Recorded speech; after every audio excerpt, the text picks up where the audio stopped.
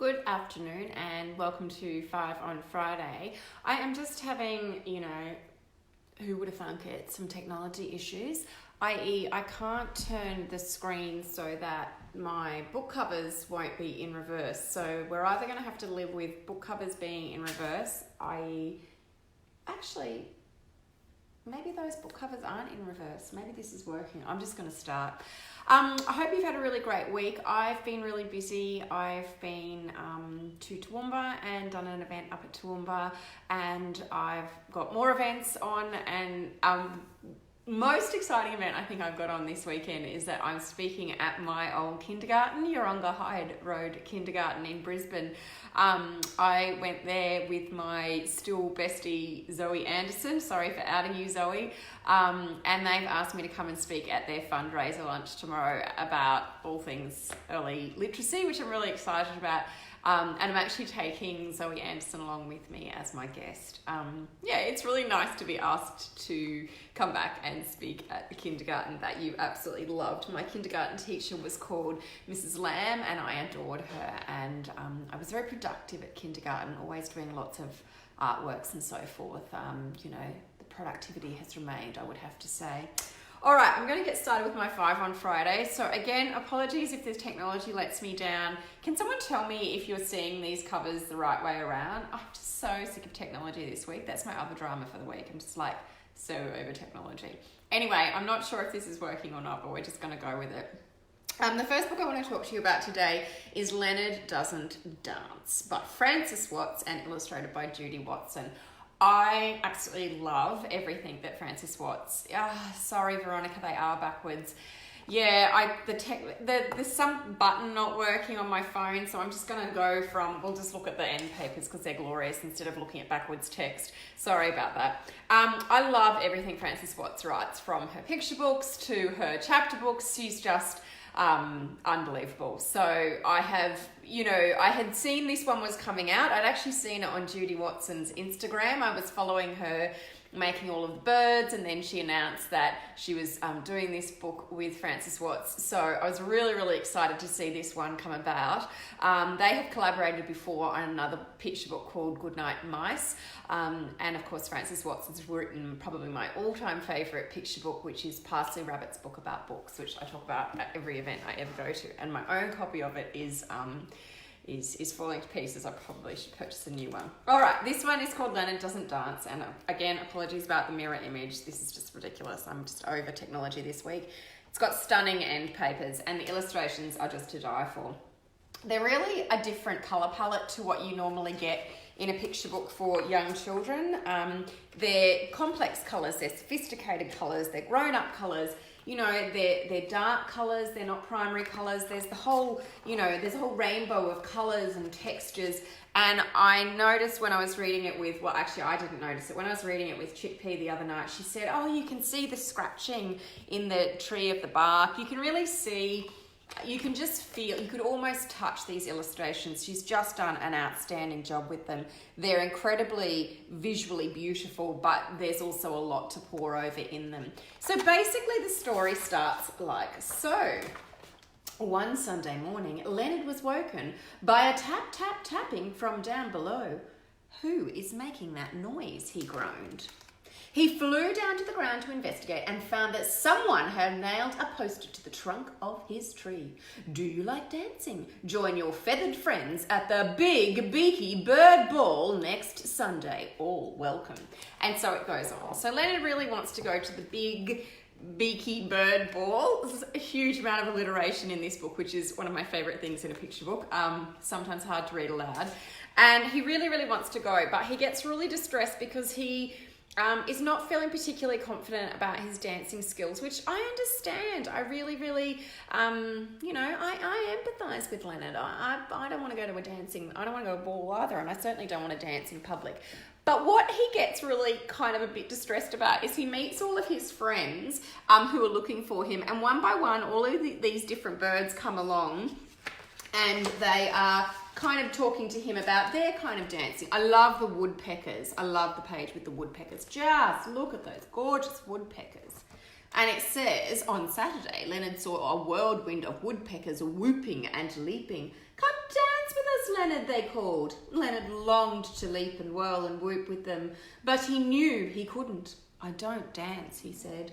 And then he flew back to his nest and hid among the leaves. It's just beautiful. He goes through all of these different birds and their beautiful dancing, and he just feels really inferior and like he won't be able to dance at the big beaky bird ball without making a fool of himself. I'm not going to give a spoiler, but he does end up at the big beaky bird ball because he doesn't want to disappoint his friends too much. He's a lovely friend, but instead of dancing at the big beaky bird ball, he just eats the cupcakes and indulges in a little bit of the food, which is pretty much what I would do in his situation as well.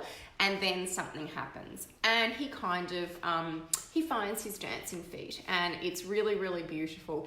It's a gorgeous story about doing things your own way and being pleased with your own way of doing things.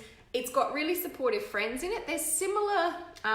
This is I guess a message that is told often in picture books, that we can do things if we only try, but what I really like about, and that we should all, use our unique skills, but what I really like about it is that the friends are so supportive along the way, and he also doesn't want to let his friends down, and I really liked that about it, because I actually don't think there's any harm in a little bit of peer pressure. I'll use the example of my own 11-year-old who, hasn't particularly loved netball, I have to say. She does now after 5 years of taking her.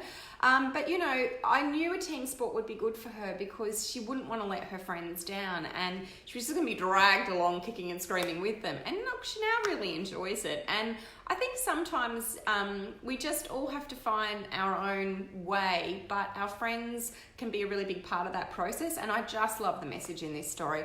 I just think the illustrations, as I said, are outstanding. Frances Watts, look, there's nothing to say about her text except that, of course, it was always going to be exquisite. She doesn't ever put a foot wrong.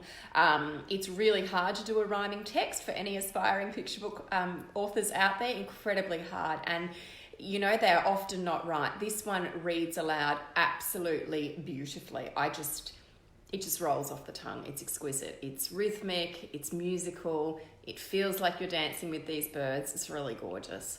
So I highly recommend this one for the early childhood audience. I'd just like to say hello to Layla. Hi, Layla Banesh. Long time no see, my friend. Layla is a little girl from my school, and her daddy is my girl's Taekwondo kind of, I don't know, not a coach. I don't know what you are if you're a Taekwondo. That's probably some weird martial arts name for it. Layla should probably turn off for this one now, unless, okay. And Olivia should probably not watch this one either. This one's like an adult, bit of an adult one. Next book I want to talk about is The Amazing True Story of How Babies Are Made, and it's written and illustrated by Fiona Katsoukas. I suspect I've pronounced that incorrectly. I'm talking about this one today, even though it is not new at all. In fact, it's been out for a couple of years now, and I interviewed Fiona on my blog a few years ago, and if you'd like to read the interview about how the book was made, you can just search for her name or for the title of the book on the blog.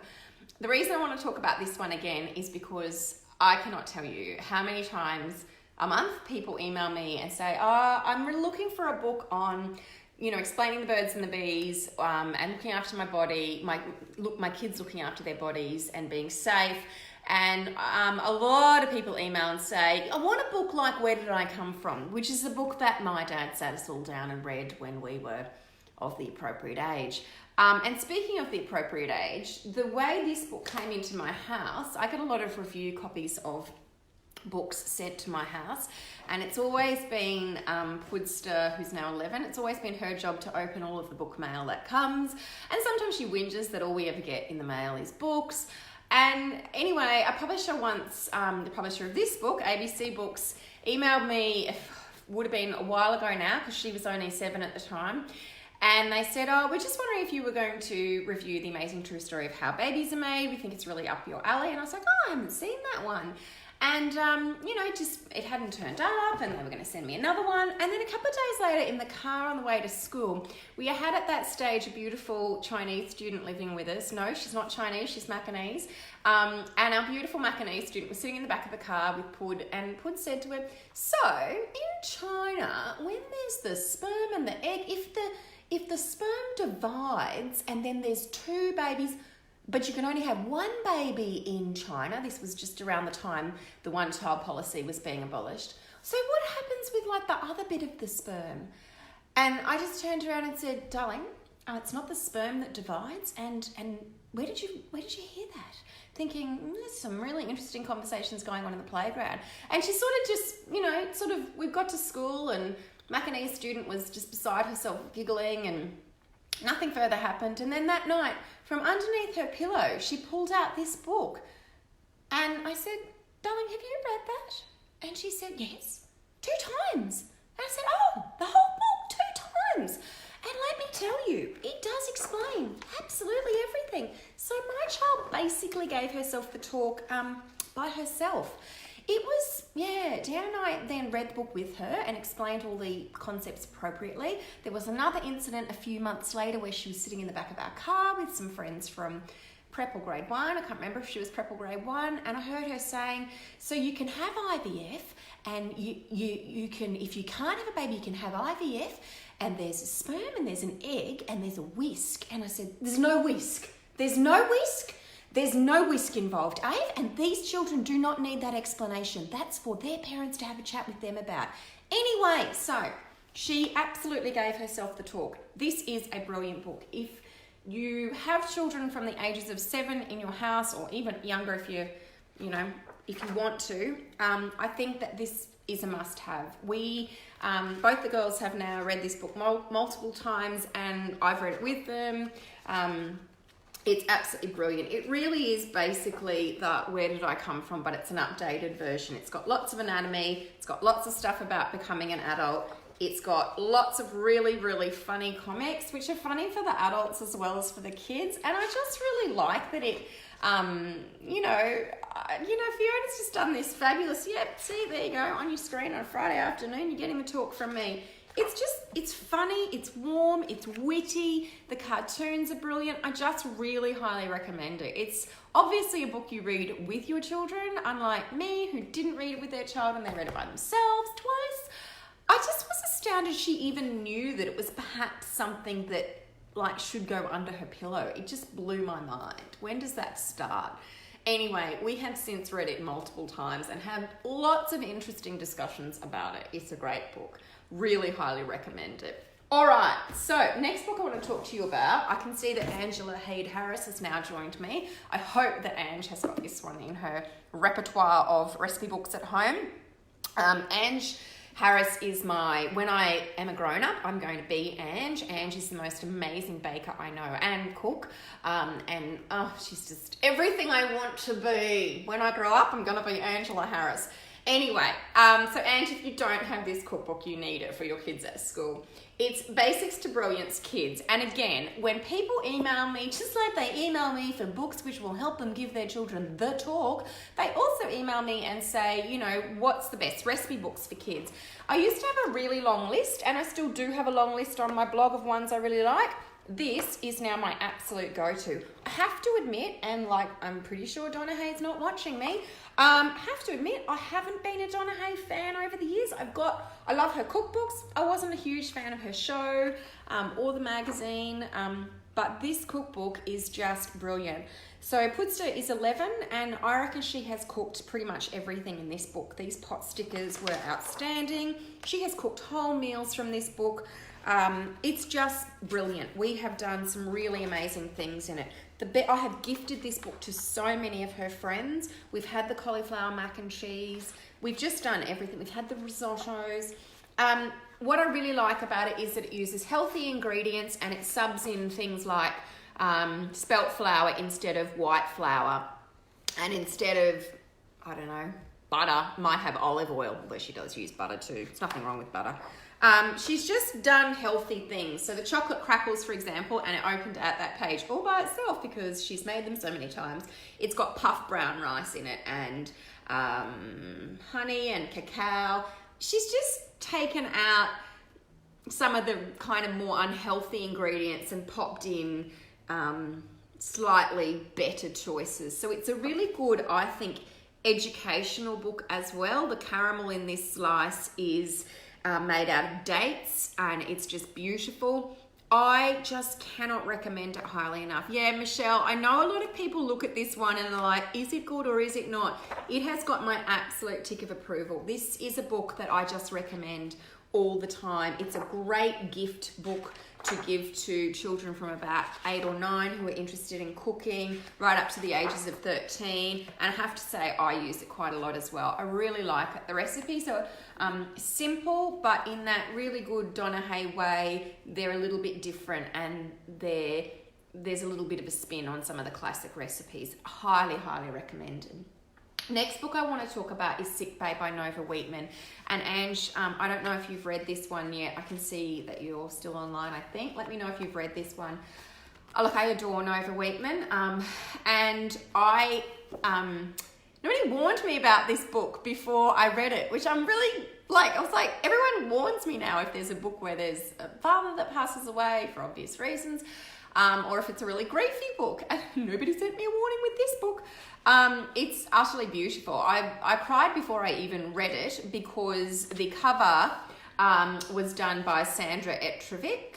I don't know if I pronounced her name correctly, who was an amazing illustrator who passed away last year. This must have been one of her last covers that she did, and she's done, I think, 3 covers for Nova Wheatman now. I love all Nova Wheatman's books. I really like her middle grade novels, The Secrets We Keep and The Secrets We Share. But I've read all of her novels, including Everything Has Changed, which is young adult, Frankie and Jolie, and The Haunting of Lily Frost. The only one I haven't read is Play the Game. I've never even heard of that one before today. Anyway, I just adored this book. But yeah, it needs to come with the content warning. It's told from multiple points of view, and I do like a multiple point of view story. There's Meg and there's Riley, and they hang out a lot in sick bay. Riley has diabetes, and if you have a child who has type 1 diabetes, this book is an absolute must-have. This book is aimed at readers from grade 6. The main characters are in grade 6, but I think it's suitable for grade 6 up to about grade 8 or 9. It goes into a lot of detail about the care of a child with diabetes. It goes into a lot of the issues that a family with a type 1 diabetic child would have, including a mum who's really, really overprotective, as I think I would be. And it talks about her having to put the lines in different places in her stomach every few days, and that causing, wrinkles in her stomach and all the marks from having to move the points. It talks about the carbs of food all the time and her having to enter those in. It goes into enormous detail about type 1 diabetes, so it's perfect for anybody who might like to see their life reflected in a book. And then the other character, so Riley spends time in sick bay for obvious reasons. She has type 1 diabetes. Meg, I found out 2 chapters in, had her father pass away 18 months ago, and that was just like, ugh. And Meg's mum, she isn't doing well. She's very depressed. She did quite well for a while after Dad's death, and she went back to work, and then she basically just took to her bed and pretty much hasn't got out of bed for, it sounds like, over a year. Meg is trying to hide this, and she is basically a carer for her mother. She's trying to make everything still happen. The family are living on welfare benefits. There is no money in the family now, and Meg has to, she does all the cooking, she does all of the cleaning, she gets herself to school, she literally does everything, and she tries to look after her mum. Her mum has really bad panic attacks. And Meg ends up in sick bay a lot because Meg is also having these panic attacks. In fact, Meg spends most of her time in year 6 hiding in sick bay from the world, basically, and from the kids who are just damn awful to her. They call her Slipper Girl because at one stage she doesn't have any shoes. Mum can't get out of bed to take her shopping. There's no money anyway, and she's literally wearing slippers to school. And there's this group of 3 quite nasty girls. There's always a group of them. But it does change. Those groups of queen bee girls do change. They'll be knocked off their perch eventually, and then another group will rise to the top. Anyway, it's I don't know, it's just something girls I think have to figure out for themselves. But there's a group of quite nasty girls, and anyway, Meg and Riley end up finding each other in the sick bay, basically, with this other beautiful little boy that's in there a lot for his asthma. And it's just this really beautiful look at schoolyard friendships, really tricky family situations on both sides. I loved the multiple points of view. Riley is in the cool group at school. The diabetic child is in the cool group, but her friends are a bit sick of her diabetes. She's a bit sick of it too, quite frankly. And, you know, they're hitting at adolescence, and she doesn't want to be diabetic. But unfortunately, you don't get that choice, do you? And Meg doesn't particularly want to have a dead father and poverty. But again, you don't get that choice, do you? And it's about learning to live with what you've got. It's about, you know, looking at, well, just going, well, what is normal? Nothing is normal. We're all different. We've all got issues that we're facing. Riley ends up getting quite alienated from the Cool Girls group. Her and Meg become quite good friends. There's a beautiful teacher, and I really love it. I really appreciate it. Thank you, Nova, when people put great teachers into their books. It's just beautiful. I can't recommend it highly enough. It's definitely got some of the big issues in it, but it's a really beautiful one for readers from grade 6 to about grade 9. Highly, highly recommended. And then seek out all of Nova Wheatman's other middle grade books. And then my final book I don't have, because I bloody well gave it to Tinkering Child, Jackie Child, best teaching partner ever. I have an advanced reading copy of it anyway, so I can't show you. Pretend I'm holding a book here with an orange cover called Detention by Tristan Banks. I was lucky enough to be asked to launch Detention last Friday night at Romancing the Stars at the Gold Coast. And it is one of the best middle grade books I have read in such a long time. Now, it's definitely for a grade 7 audience onwards. I don't think I'll have it in my primary school library. So I think it's definitely from grade 7 onwards. Although it might be really suitable in a school with lots and lots of refugee kids, actually. It could be a really good one to have. Ruth, yes, so many big themes in the CBCA books. I can't even talk about the Mediterranean. You don't want to hear my thoughts on Mediterranean. I really love some of the books in the CBCA list this year, and I don't mind the big themes, but I'm sorry, let's leave the kids with a little bit of hope. Sorry. I'm sure Armand Greta's a wonderful, wonderful man, and I love his illustrations, but I am not reading that book to junior school children. I'm just not. I can't see the hope in that book. I understand it's a literary award, but I fail to see where there is hope in the Mediterranean. People drown, and then fish eat their bodies, and then people eat those fish, and then another boat sinks. I'm failing to see the hope in Mediterranean. So that is just my little putting it amongst everything else so that nobody from the CBCA actually hears this. But anyway, I always upset people anyway. I can't see the hope in Mediterranean. However, back to Detention. Detention by Tristan Banks has got so much hope and beauty in it. It is exquisite. Again, like the Nova Wheatman book I just talked about, it's told from multiple points of view. So it starts with Seema and her family are in an immigration detention centre in Australia, and they escape with a number of other detainees through underneath a fence. That's how it starts, a daring escape. The second chapter goes to Dan. Dan's living in a caravan with his single mum. His life is pretty tough too. He is on his way to school that morning, and he finds this dog which basically tries to savage him, but it's been brutalized, and he wants to save it. So he kind of picks up this like quite violent dog, but nearly dead dog, to try and save this dead dog on his way to school. So the whole entire story happens in one day. It's one of the most fast-paced stories I've read in a long time. These two alternating characters are just beautiful, Dan and Seema. Eventually, you can kind of imagine what's going to happen. Their worlds kind of collide. There is a lockdown in Dan's school, which basically Seema causes. So Seema enters into the school grounds. Obviously, by this stage, there's helicopters flying everywhere, and police are looking for the detainees who've escaped the immigration detention centre, and they lock down this school. Dan and his classmates are in a remedial English class which is hilarious. They're a really funny bunch of kids, and I would really like to meet them. They don't exist. I can't meet them. Tristan does a good job of making them seem believable. Anyway, so their teacher is beautiful. Their teacher is an ex-policewoman who left the police force a little bit traumatized and became a teacher, because there's a good career change. Police person to teacher, because no teachers are traumatized either. Anyway, so they feel quite safe with her in this lockdown because she's an ex-police officer. Not that she's clearly carrying a gun or anything anymore. But yeah, and so Dan eventually leaves the classroom and him and Seema connect. And he has to then make this really tough decision. Is he going to hand her over, or is he going to help her escape? He comes from a family, it's just him and his mum, where mum is not a fan of the government immigration policies. She's really not a fan at all. And definitely not a fan of people who've arrived illegally.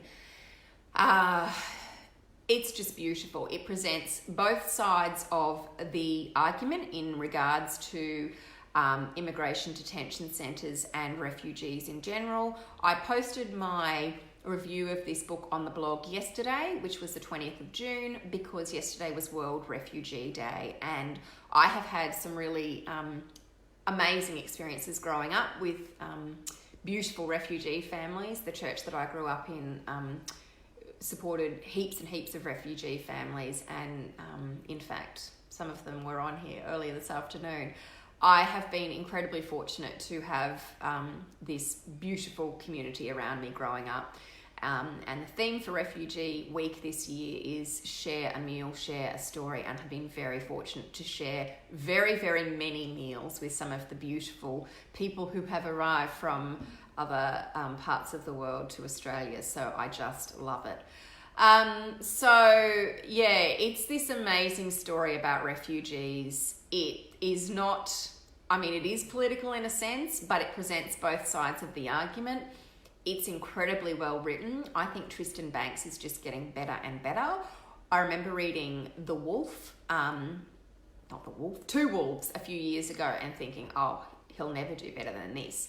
And then The Fall came out, and I just was like, ugh. And now I've read this one, and I just can't, oh, hello, little neighbour. I just can't imagine what he would possibly write next that could top Detention. I loved it so much that I've suggested it as an alternative for our Year 7 set text in Term 4 that we do. And I gave it to the head of English in uncorrected proof form. She adored it. We're now doing it in Term 4 English this year. It's an outstanding book. It's going to go places. It's going to win every award. It will be on the CBCA list next year, and it will have a deserved place there, and it is full of hope. It's hopeful, it's warm, it's really beautiful. All right, I better go because I've got neighbours standing at my back door waving at me. I'll be 1 second. Very cute little neighbours. And I've locked my children in a room on a TV while I talk about the importance of books and lack of screen time in your life. So, yay me. I am really looking forward to, as I said, speaking at my kindergarten tomorrow, my old kindergarten, and my kindergarten friend Zoe Anderson is coming along with me as my guest. So yeah, hope you have a lovely weekend and do some reading. Bye.